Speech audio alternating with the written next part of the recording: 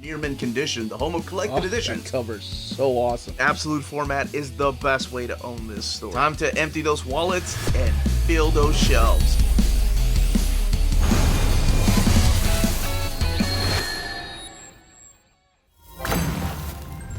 Hey, all you minties, Uncanny Omar here from Near Mint Condition, the home of collected editions. And join me today for your advanced overview of the Captain America by Nick Spencer Omnibus Volume 2 from Marvel Comics.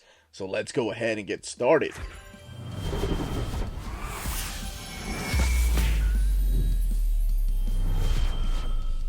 And welcome back, everybody. So what we're looking at here is Captain America by Nick Spencer Omnibus Volume 2. And before I go any further, a big thank you to David Gabriel and the fine folks at Marvel for sending us an advance copy of this omnibus. This omnibus is due out in the direct market and book market on May 21st or 22nd, depending on where you get your books. Now, the stories in here have, of course, been collected before in a series of trade paperbacks, in a series of complete collections, but this is the first time we're getting it in an omnibus format. Now, what we're looking at here is the standard edition cover, the one that's going to be available everywhere. On the left-hand side is your direct market cover. That's the one by Elizabeth Torque, and the standard edition cover is the one by Jesus Saiz. Now, both of them have, of course, a different design on the spine. Not so much the title or logo or anything, but pretty much the picture at the bottom is different. The book on the left-hand side, that is the direct market that's only available through places like cheapgraphicnovels.com, waltzcomicshop.com, bdcosmos.com, readcomics.com, and comicsbugle.com, Die and Breed Collector, Organic Price Book, In-Stock Trades, and DCBS Tales of Wonder. And of course, your local comic book store, while the one on the right-hand side, again, is available everywhere. Now, I mentioned that this is the Volume 2. Wanted to go ahead and throw Volume 1 in here. This, of course, follows the Rick Remender era, and it is followed by the return of Mark Waid to Captain America. Mark Waid, this time around with Chris Samney. The Captain America logo looks just a little bit darker, but then again, so does the Marvel Omnibus logo here. Than this. This looks a little more like orangey red. This one looks a little more crimson red, and I don't think that's my lighting. Let me just double check. No, it's not. Just a little like a crimson red. So it does just a little bit different. And then Volume 1, Volume 2 right there. This time around, it's Daniel Acuna, Joe Bennett, Rod Reyes, and Andre Sorrentino. And there's that picture down there of Cap. A Tale of Two Caps, and this one's Hell Hydra. I like the design here with the star, and who is this character? And then Rated Teen Plus, same as this one, $125 is the retail price of this book. Now, that's all I wanted to do is compare it to this one, let you know where it goes in the reading order of Captain America. So it's before the Ta-Nehisi Coates run. And looking at the flaps right here, Nick Spencer concludes the Cap saga that shocked the world. Oh my gosh, I guess we do need to talk about that. Nick Spencer, Daniel Acuna, Joe Bennett, Rod Reyes, and Andre Sorrentino right there with this image of Baron Zemo and his Masters of Evil. But where did all these people come from? All right, we're going to crack this book open, talk about the stories found in here, and of course, show off the artwork. And I will let you know when I'm about to talk about some spoilers, but let's go ahead and crack it open. Okay, let's go ahead and crack this book open. You have your blue end sheets right here. And what are these ships and what exactly are they shooting at? What's going on? Captain America by Nick Spencer. And doesn't say Volume 2. Interesting. Here are the credits to all of the people that worked on this book. So this is all written, of course, by Nick Spencer. However, Donny Cates does co-write some of the stories in here, including Sam Wilson 24 and Steve Rogers 18 through 19. Your artists are Daniel Acuna and Paul Renaud, Angel Unzueta, Sean Exacse, Joe Bennett, and Javier Pina, Rose Stein, Jesus Saiz, Kevin Libranda, Yildiray Sinar, John Malin, and Andre Sorrentino, which we talked a little bit about. Steve McNiven doing some of the stuff, mainly in Secret Empire, when there's a lot of different artists just taking over the book. Lionel Francis Yu and Jerry Alanguilan, of course, doing the inks on that book. And Jesus is coming back for Captain America 25. Scott Koblish doing the stuff here, Not Brand ECCH. So a lot of different artists working on this book. Here is the previously page. So in here we kick it off with Captain America Sam Wilson 18. So this collects Captain America Sam Wilson 18 through 24, as well as Captain America Steve Rogers 12 through 19, and Captain America 25. What's going on there? Well, we'll talk a little bit more about that here in a second. Secret Empire 0 through 10, Secret Empire Omega number 1, Generation Sam Wilson Captain America, and Steve Rogers Captain America.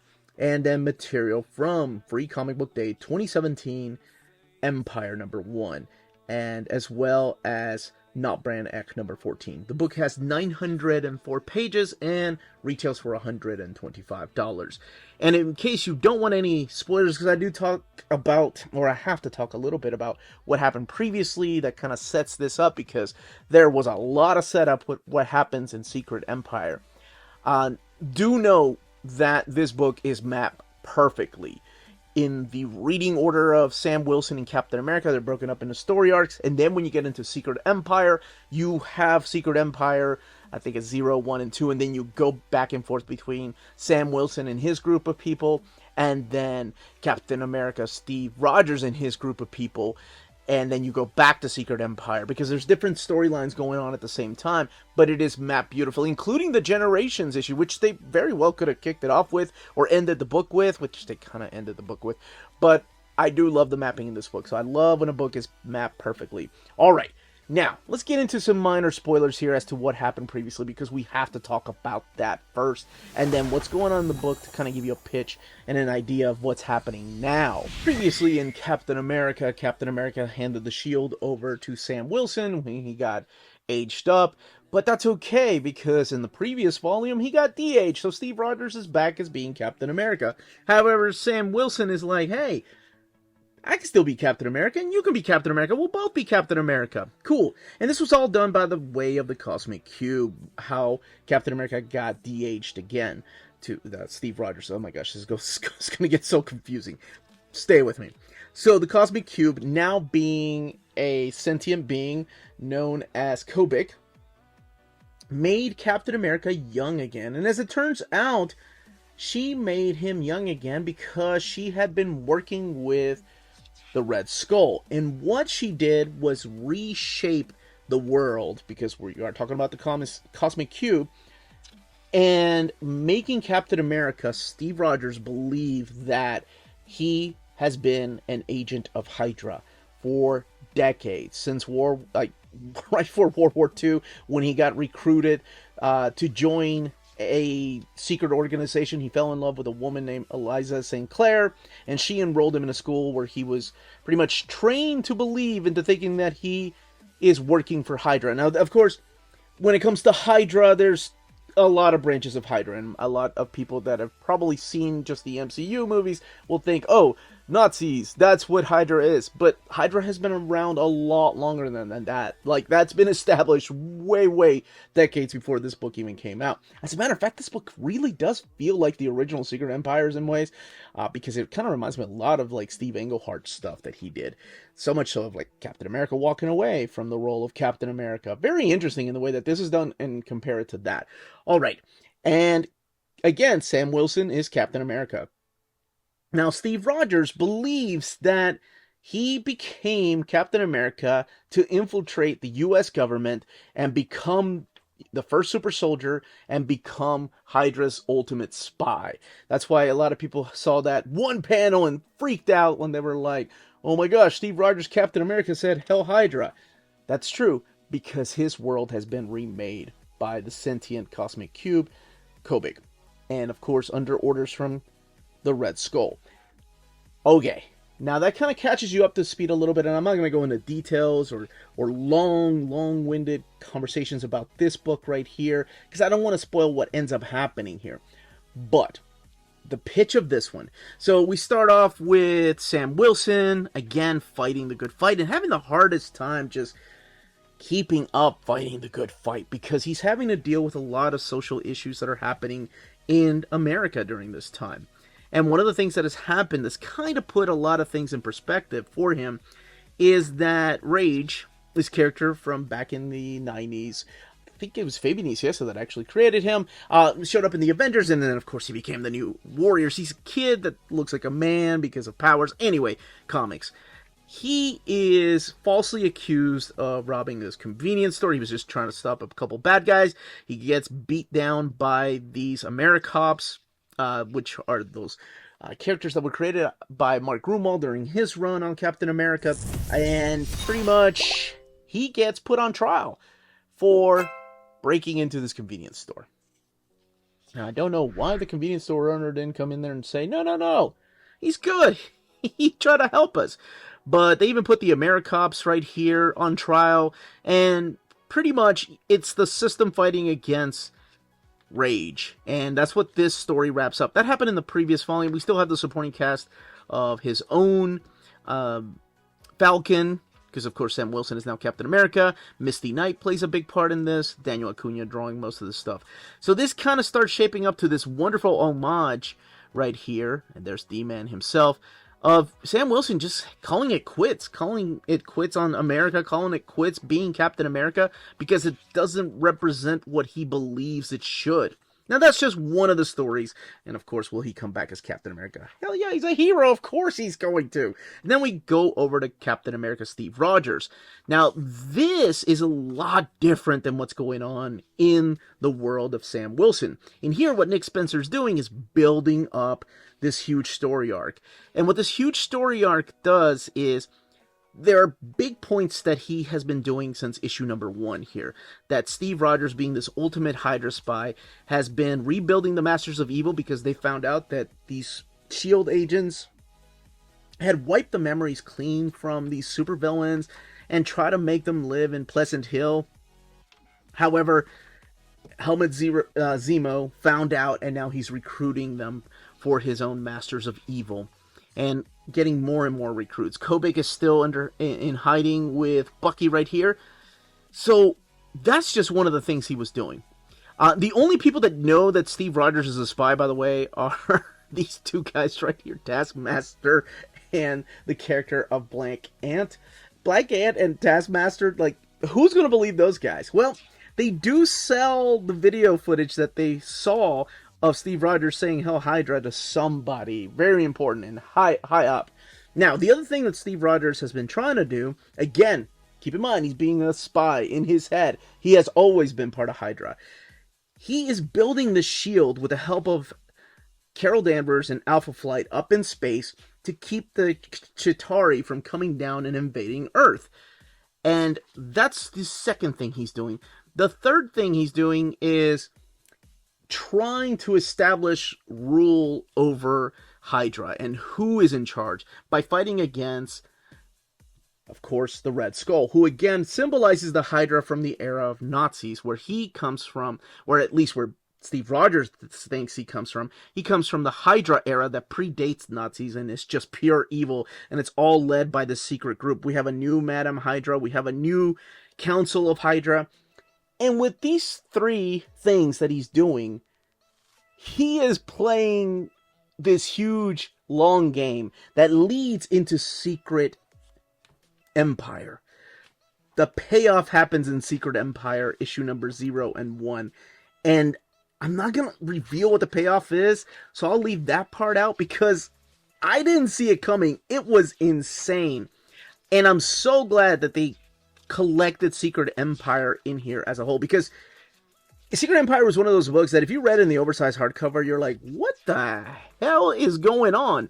Why are the Chitauri invading Earth from space? What's going on with Tony Stark? This actually catches you up to speed with why Tony is missing from this particular storyline. What is Sharon Stone doing? Sharon Carter, not Sharon Stone. Well, maybe you could be wondering what Sharon Stone is doing during this story arc. Probably, trying to get some more movies. But anyway, Sharon Carter, what exactly her role is through here. And what is this ultimate betrayal that's coming? Because the heroes don't know that Captain America is a Hydra spy. The villains don't know. Like I said, only Black Ant and Taskmaster and now someone else that they sold the video footage to knows what he's up to. And it all comes, and I mean all comes to play here in Secret Empire. When all these things that he's been building up from issue number 1 of Captain America, Steve Rogers, bam, it just blows up in your face. And I realized that, holy crap, Steve Rogers, Captain America, makes a freaking awesome villain. That's the type of villain that I like. You don't see the things that he's scheming behind the scenes, where he's just pretty much going to say, screw everybody, I'm going to handpick the heroes and villains that stay here on Earth. Everybody else can go away, because I'm taking over. I'm Hydra. And that's pretty much the pitch for Secret Empire. Now, where it leads and where it goes, and again, this is what the artwork looks like through. Here's done by different artists, and mapping is wonderful. Again, you go back into Captain America, Steve Rogers with a flashback, and you go back into Sam Wilson, because Sam's not going to let this happen, right? Not on his watch. He gave up being Captain America earlier, but of course, I mean, when we talk about characters like Sam Wilson, he's going to do the right thing and stand back up, because things are just found out through here that just don't add up. How can Steve Rogers be evil? And is it really Steve Rogers? Is it R616 Steve Rogers?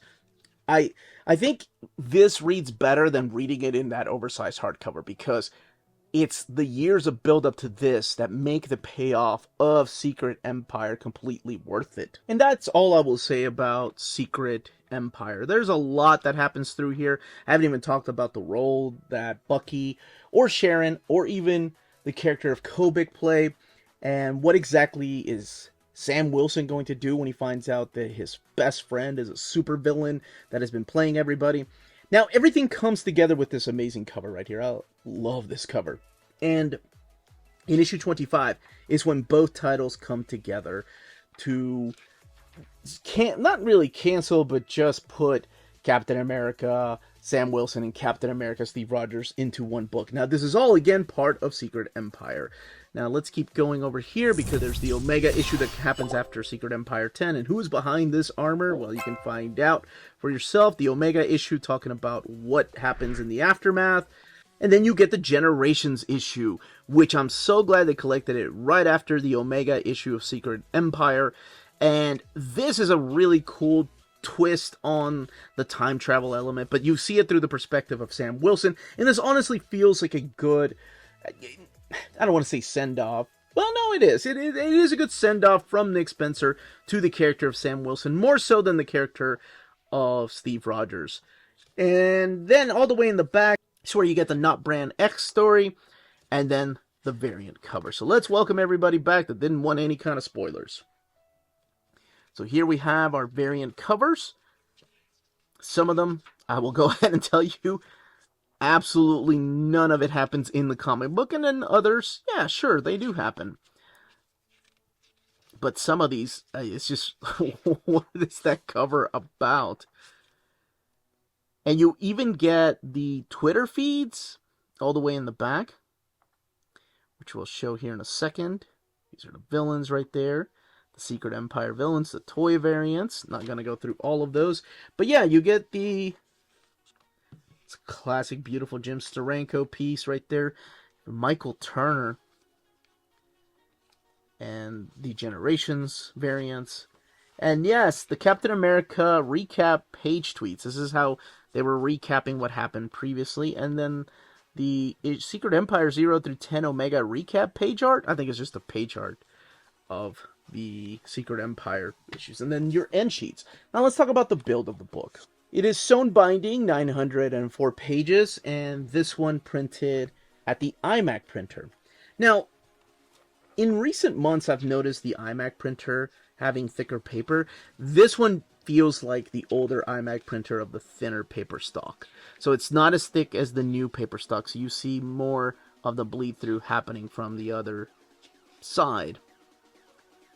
Like, usually on whites like this, or light colors is when you're going to see the difference. And let's see how the book lays over. And this is an example of how the book lays over. So again, paper stock, not as thick as the new iMac printer paper stocks or the Donnelly printer books, like the Predator book I just did an overview of. But we have seen worse, but we've seen better too. So something like that is what you're going to get. But that's it. That, as they say, is that. If you're interested in purchasing this omnibus, don't forget to check out our sponsors. If you're in Europe and you're interested in buying these books, definitely check out Walt's Comic Shop in Berlin, Germany. They have the cheapest pre-order prices, flat shipping rate of €12 for all EU countries, emails answered within 24 hours, waltscomicshop.com, and you can use the code nearmintcondition at checkout and get free shipping for all EU countries with your first order over €40. That's Walt's Comic Shop, your reliable source for omnis and premium collected editions in Europe. Ding! CheapGraphicNovels.com, your online home for graphic novels and collected editions up to 50% off cover price. They have excellent shipping and prompt and helpful service. Check out their bargain deals for up to 90% off cover price. And don't forget that CGN also takes pre-orders. That way you don't miss out on the hottest releases. And they are currently running a special promotion for you Minties. If you're a first-time customer, after receiving your order confirmation email, reply back to that email and let them know Near Mint Condition sent you their way. They will then apply a free shipping promotional credit to your next order in the US. Cheap Graphic Novels, your source for the hottest books with the kind of deep discount, quality shipping, and customer service that will keep you coming back for more.